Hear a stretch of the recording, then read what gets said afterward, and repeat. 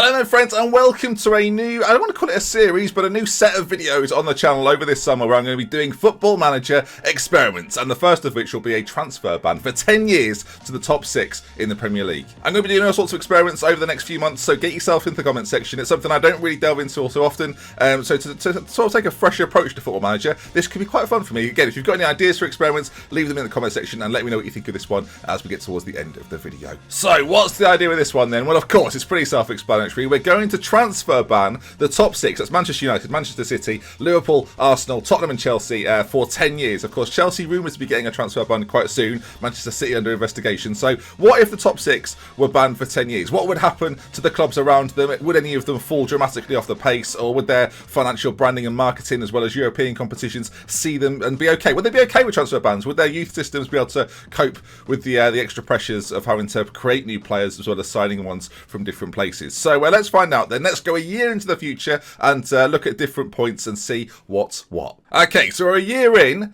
And, well, okay, already the top 6 is not the top 6. Tottenham have been the side to fall away. Just to show you briefly here, you can see transfer history. They're obviously the last set of transfers they were able to make. They're not allowed to make any more. What I am interested to see, though, is which other teams are the teams then making transfer movements. You can see Crystal Palace. Did they spend any money? Okay, hang on, how are we doing this? Now, what I'm interested to see, transfer-wise, did any of the big 6 lose players? Not really. Marcus Rojo left. Not too much else going on there. And in terms of players being brought in then, let's look at some of the fees. West Ham brought Sisto in, a player that'll be familiar to a lot of Football Manager players. Watford made a couple of signings, Crystal Palace, but actually a few of these they've just taken from other Premier League rivals. But it will be interesting to see how that group just below the top 6 take advantage of the top 6 not being able to bring in players. So yeah, first year in, we've got Arsenal winning the league, which is somewhat surprising. I don't think they do that all too often, but regardless, they're winning the league. City behind them, Liverpool, Manchester United, Chelsea and Bournemouth on 65 finish above Tottenham. Of course, Tottenham didn't. It's like they transfer banned themselves for a year or two. Didn't bring any players in, and now we might be able to see if that really does affect them. They might be the side that fought the most. They didn't have a huge amount of squad depth, maybe compared to some of the others, and already you can see. Then it's interesting though. They've dropped out of the top 6, but they're in the Champions League, so they've won something. Maybe that explains their poor league record. So what did they win? If we take a look here, Tottenham won the Europa League, so they must have dropped out of the Champions League, came 3rd in their group, and then beat Bayer Leverkusen in the final, and Harry Kane got the goal, and they won the Europa League. Okay then, well fair enough, that'll be that then. Did they do well in another domestic cup or not? No, they didn't. Okay, knocked out in the FA Cup to Bournemouth of all sides. It'll be interesting to see. We'll keep an eye on Bournemouth as this experiment continues.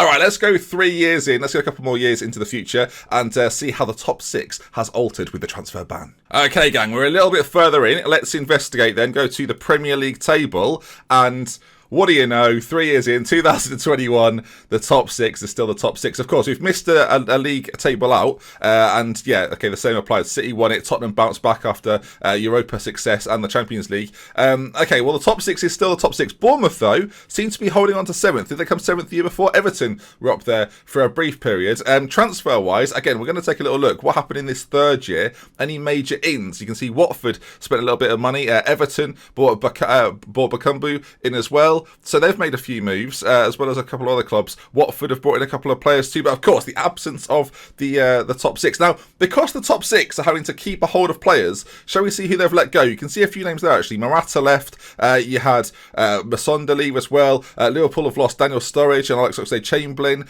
Chris Smalling has left Manchester United and gone to Aston Villa. I can't see too many others though of the top 6, so they're obviously trying to hold on to their players. The year before though, actually Danny Ings went. I think that was already pre-planned actually, but Koscielny left, Bakayoko left. So team-wise and squad-wise, let's take a look at a few of them. 3 years in, of course, we're going to recognise almost all the names as well as the youth prospects that come through. And so let's take a look at the 11s of the squad. So much that you'd expect for Arsenal. A few players have left. Chambers and Holding now. The back two, of course, Koscielny leaving, so that's quite interesting. Let's look at another team. The Chelsea side, again, some of the players. Now, Chelsea's an interesting one, isn't it? Because a lot of people want to know how they get on when they're transfer banned. Will some of their youth players be involved? And you can see from this 11 straight away, Morata Morata obviously left, but Tammy Abraham is up front. Hudson-Odoi on the right. Mason Mount is in the middle with Kante. And you've got Zuma, of course, who's returned from his loan spell. Christiansen, Rudiger.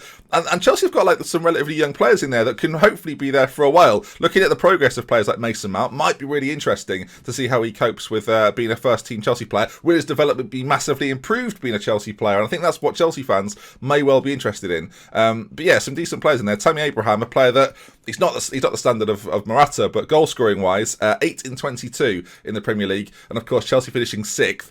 Might that be a thing if Chelsea get banned? Like, of course, the 3-year period, that's the closest to what might happen in real life. So could they be under a little bit of stress and a little bit of pressure to keep hold of some of those other players? Of course, looking at the Chelsea side, Eden Hazard, who we know will leave, is almost being forced to stay. He's even signed a new contract with them in the game as well. So okay, we'll go a little bit further on. So we've done 1 year, 3 years. Let's do 5 years and see what's happened to the top 6. Are they still the top 6? Okay, we're going to look at all the clubs here because this is going to start to get very interesting, I suspect. As let's take a look then. Here we go. The top 6 has changed. We are 5 years in. Let's briefly take a look at what happened the season before. The top 6 remain the same, but 5 years in, 2023, we have some major changes. Manchester United, top of the tree, City just behind them, Liverpool, Bournemouth, who we saw before were one of the challengers, they go into 4th position. Everton are in 6th now, and Arsenal keep their place in 5th. Arsenal. But Tottenham and Chelsea, wow, what a fall-off for those two teams. Let's then take a look through the squads of these teams and see how they're looking at this point.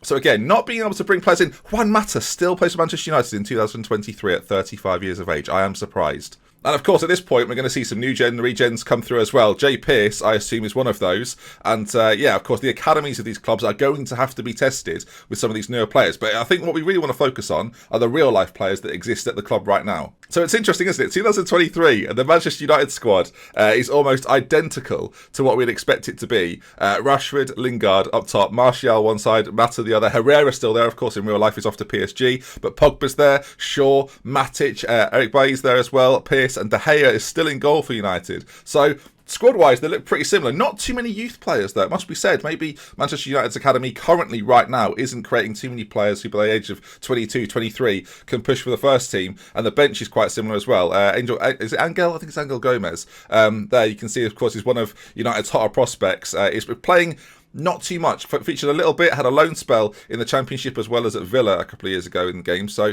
that's curious. Let's go look through a few of the other teams though. Now Manchester City is an interesting one. Of course, have pumped loads of money into trying to create themselves a really good academy, so they don't just have to bring players in, but they can bring some through the system as well. And there's already a couple of players there that obviously they couldn't have signed that are new to the team.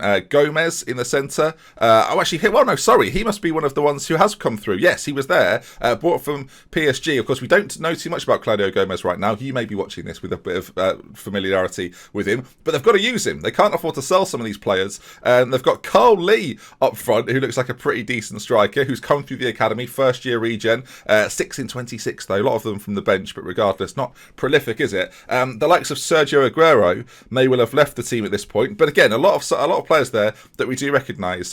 Now, he's a real player as well, isn't he? Yes, Nabil Touazy, I could be saying that wrong, I do apologise. Pacey, frontman, could play quite a lot for them as well. Another player that they're going to have to rely upon. And it's fair to say with City, they're second this season. They're doing a pretty good job. Let's look at Liverpool as well, who have got quite a few young players. Oh, and that's something Liverpool fans will like a lot.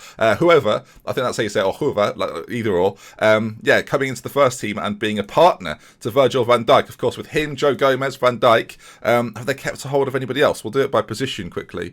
A few players coming through. I guess who's left the club? Nathaniel Klein's still there. That's quite funny. Harry Wilson was let go. That's interesting. A player that you might think would break in to the Liverpool first team, but no, not this time. Shaqiri's off to Celtic. Mignolet left. A lot of these players that you'd probably expect to leave. The Ox we covered before, and Loris Karius went to Besiktas.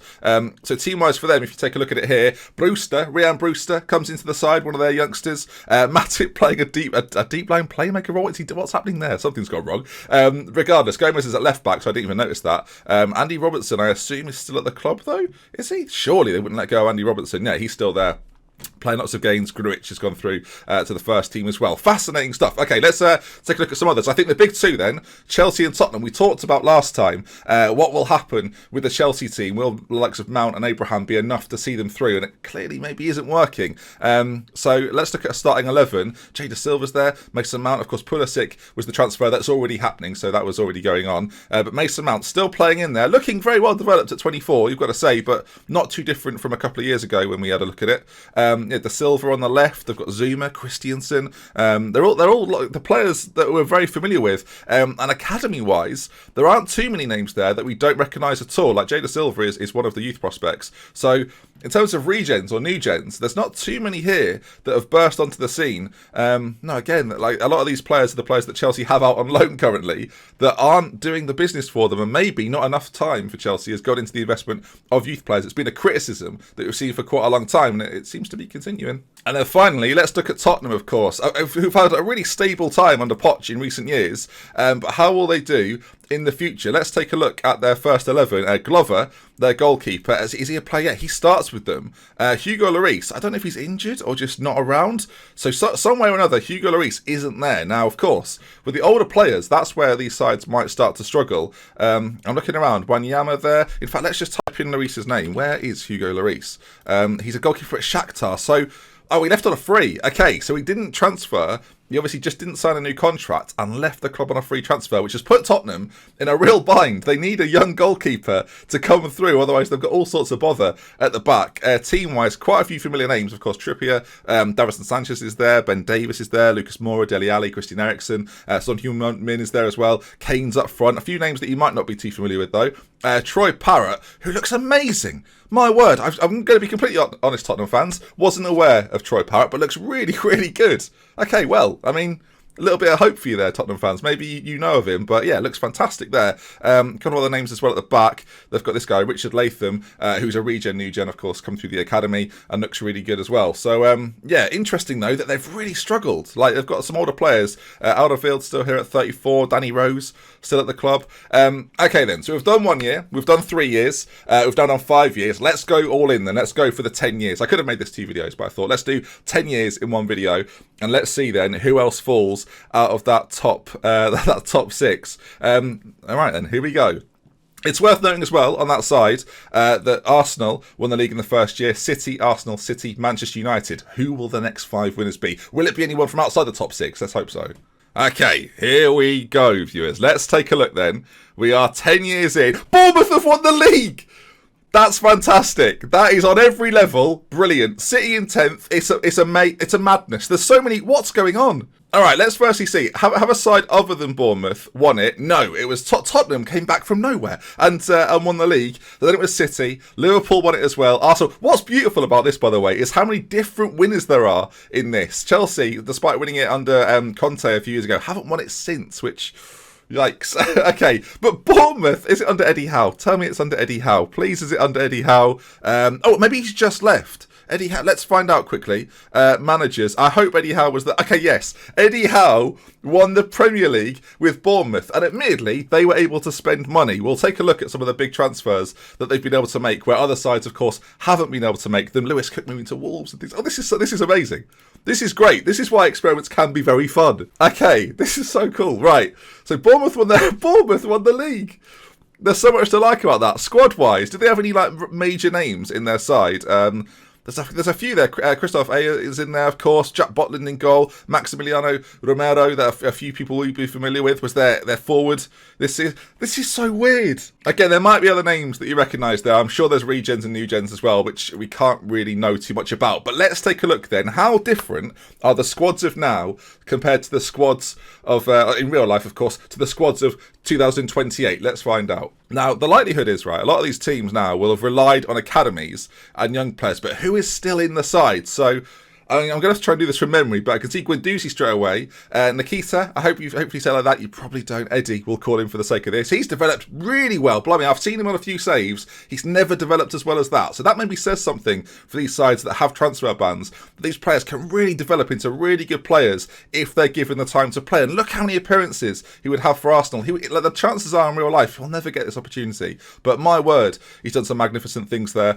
Reece Nelson still in the side as well. Again, all these players look really well-rounded and well-developed because they're getting the football. That's the key thing, isn't it, with these young players? Callum Chambers on the bench, Rob Holding still there, Hector Bellerin still there as well. Still very quick at the age of 33, of course he is, but has played a ridiculous amount of matches. And a lot of these guys, of course, these players that are currently at these clubs will now be the top record holders for like appearances and goals, I imagine, which, yeah, it's pretty cool to see. A lot of the other players, of course, are regen players, I imagine, like John Laurel, 25 years of age, a bit of a superstar, but has come through the academy of Arsenal, and that's what you want to see. So they're second. So in 10 years, Arsenal, your academy, you're going to be fine. Quite a lot of young players. It might be a little bit doom and gloom right now, but that's not too bad. In third position, Manchester United, and team with David De Gea still in goal in 10 years. Imagine that. At 37, De Gea still in goal. Dalot's at right back, Lindelof at the centre of midfield. You've got Lingard, Pogba still here as well at 35. He's played a lot of football matches. Martial on the left, and Rashford is still there too. Other than that, not too many names to recognise. Lukaku's still there. I mean, with 11 first touch, I mean, dearie me, there it is. Look, you can see, scoring goals every season. Not too many, though. Never getting over 15 in this experiment, which isn't great, but he's still there because they kind of have to rely on them, right? That's the way it is now.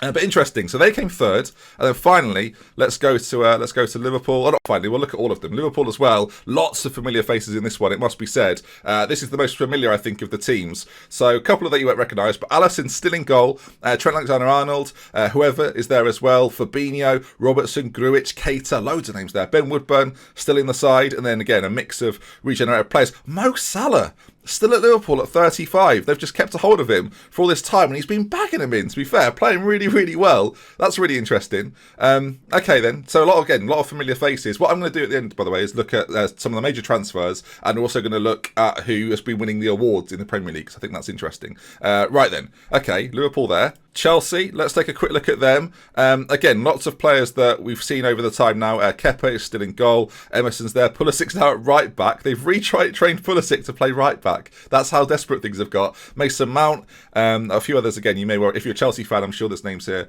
that you recognise. But they've not had the best of times. We're 8th position. The real story, though, is not. I mean, we'll keep going. Tottenham.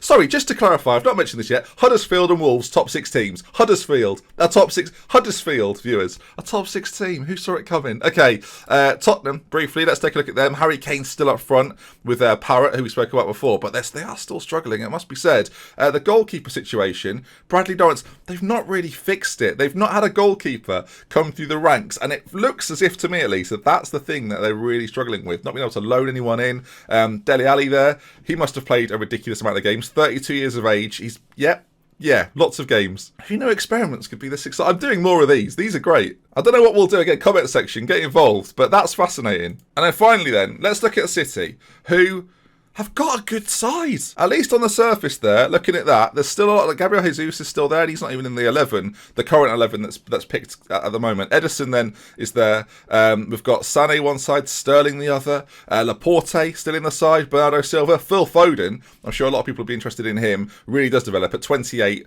He's got 84 caps. Let's take a look at the England team, just while we're here.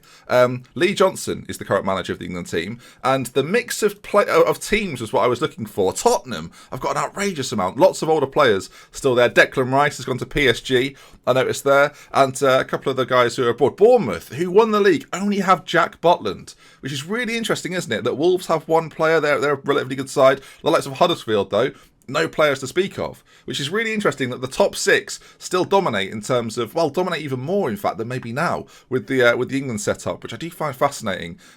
Okay, yeah, really interesting that. What about the 21s, though? Now, the 21s is a slightly different story. There's not so many top 6 teams in there. Again, that does apply to real life as well, but like the likes of Tottenham have got one player in there. Arsenal don't have any in there. And the further you go down, yeah, you see there's not too many top 6 sides when you look at the new players that are continually coming through. The under 19 certainly says that. So, to answer the question of how do the teams cope with a top 6 transfer ban. Bournemouth win the league is the conclusion. Arsenal, Manchester United, Liverpool, Chelsea, Tottenham, City, they fall behind. They stay grouped together, which is interesting. And yeah, fascinating. Very quickly, Champions League winners. Anyone from England? So the Champions League, Liverpool won it, City won it, Manchester United won it a couple of times. Atletico Madrid are fantastic, by the way. That's a bit of a surprise. Manchester City actually won it quite a few times. Madrid won it 3 years in a row. Then on this, City won it 3 years in a row. No Bournemouth there. Maybe next year. If we go another 10 years, maybe Bournemouth will have won it by then. And finally then, let's look at some player awards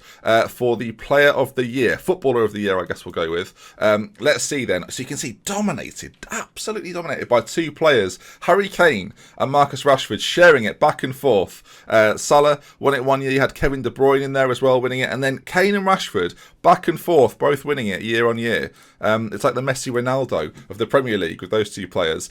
Where does the Premier League sit now in terms of competition? Well, that is surprising. They're still top of the tree. They may have dipped. They did dip to second for a brief time, but they're back on top with the winners being Bournemouth.